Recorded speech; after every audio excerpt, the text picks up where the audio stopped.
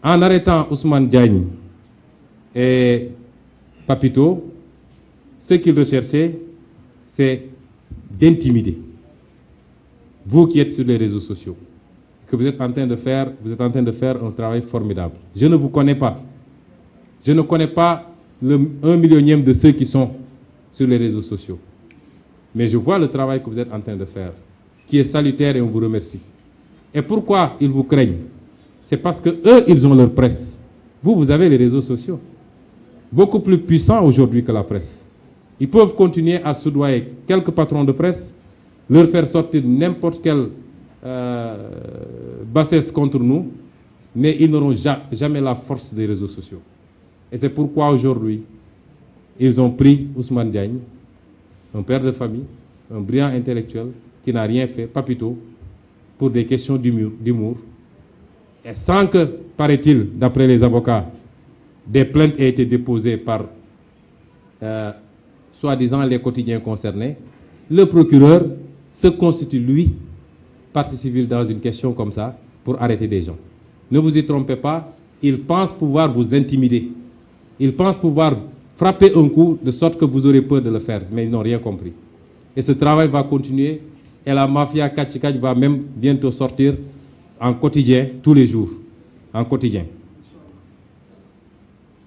En prenant un groupe qu'ils appellent farce spéciale, leur objectif, c'est de mettre la pression sur ces jeunes. Pas plus tard qu'hier, un des détenus a appelé mon chef de protocole, et la semaine passée, c'était un autre détenu qui a appelé Serigne Cheikh Ndioro Mbacké de Touba, pour dire que tous les jours, les gens viennent leur mettre la pression, pour leur dire de changer leur version et d'avouer leur lien avec moi, Ousmane Sonko, qui serait derrière, qui leur aurait donné de l'argent, qui aurait financé des activités subversives, ainsi de suite, ainsi de suite.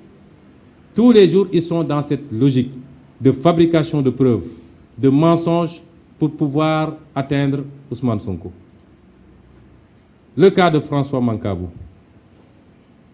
Je tiens d'un de ses proches conseillers qu'il lui a révélé avant sa mort les raisons qui ont conduit à sa torture et à sa liquidation, son assassinat tout simplement. Parce qu'ils ont voulu le contraindre à signer un procès-verbal par lequel il reconnaissait avoir des liens avec moi, qu'il serait le cerveau de ma sécurité en tant qu'ancien commando, bien formé à beaucoup de choses, que lorsqu'il se déplaçait vers le sud du pays, en Casamance, c'était pour venir prendre des instructions auprès de moi, et que c'est l'un de mes proches gardes du corps, Momo, qui serait le link entre nous. Et vous comprendrez d'ailleurs bien pourquoi ils ont voulu profiter des malheureux événements de Thiès lors de la campagne pour cueillir Momo, qui est dans leur viseur. Ils sont venus jusqu'à Kolda nous amener une convocation pour Thiès. Malheureusement pour eux, ils nous ont amené Momo Kane. Moi, je n'ai pas de Momo Kane dans mon entourage, on a refusé de prendre. Ils sont dans cette entreprise quasi quotidienne.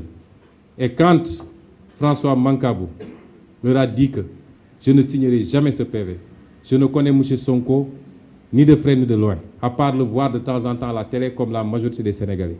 Je ne l'ai jamais rencontré, je ne lui ai jamais serré la main, je ne lui ai jamais parlé au téléphone. Mon éducation, mon ethnie et mon honneur de commando ne me permettent pas de faire ça. Ils ont commencé à le torturer jusqu'à ce que mort s'en suive. Je n'ai pas connu François Mancabou, mais je regrette de ne pas avoir eu à connaître cet homme d'honneur et de dignité, parce qu'il en manque aujourd'hui dans ce pays des hommes de ce genre. Et je dis à sa famille qu'il y a de quoi être fier de François Mancabou. Et aujourd'hui même, je me rendrai auprès de ses proches pour présenter les condoléances de notre parti, comme je me rendrai auprès des familles de tous les prisonniers politiques de Macky Sall. Je dis que PASTEF a aujourd'hui 17 prisonniers politiques entre les mains de Macky Sall. 17. PASTEF a 19 personnes qui ont été assassinées par Macky Sall et son régime de 2016 à ce jour-ci. C'est un record. Il n'y a aucune formation politique qui est autant subie dans ce pays. Personne n'en parlera. Mais dès que PASTEF haussera le ton, vous entendrez les bien-pensants de ce pays nous parler de paix, de stabilité, de ceci et de cela. Ce que j'appelle l'hypocrisie, un terme que beaucoup n'aiment pas, mais je l'assume. C'est ça le pays. On est tout le temps assiégé, attaqué, diffamé, tué, emprisonné injustement. Personne n'en parle. Si Macky Sall était à genoux, s'il était dos au mur, vous entendrez des interventions de partout. C'est ça le pays, c'est ça le Sénégal.